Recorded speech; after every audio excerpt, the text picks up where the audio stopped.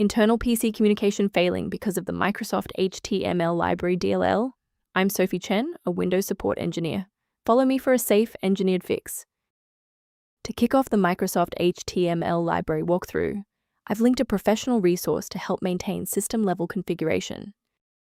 This is the Microsoft HTML Library, the primary interop assembly for the legacy MSHTML engine. If corrupted, specialized enterprise tools and older automated browsers will crash, citing a COM component initialization failure. Let's get to work. We'll start with the most common fix for this specific error. This is a Windows system integrity error involving a core library. I suggest using the system file checker by running sfc/scan now in an administrator command prompt to let the system automatically heal files like Microsoft HTML Library DLL. If the error persists despite the new library files, we must verify if a simple synchronization conflict is preventing the file from loading.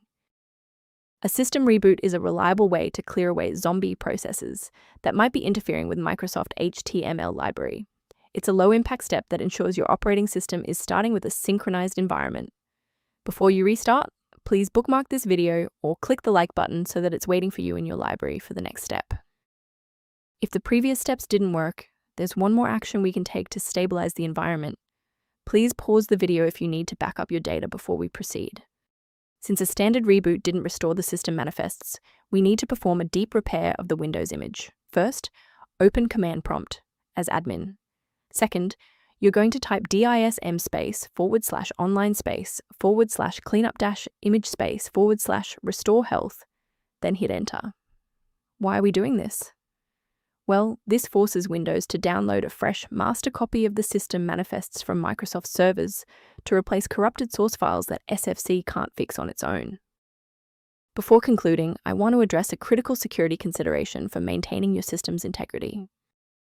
I strongly advise you to prioritize system safety by avoiding manual swaps of Microsoft HTML Library. Third-party DLL sites are a primary vector for hackers to inject ransomware directly into your operating system's core.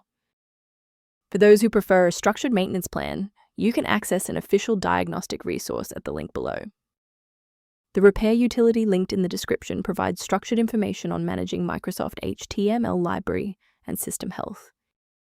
Your feedback is valuable. If this fix got Microsoft HTML Library working for you, please like the video and subscribe to stay informed on maintaining a secure environment.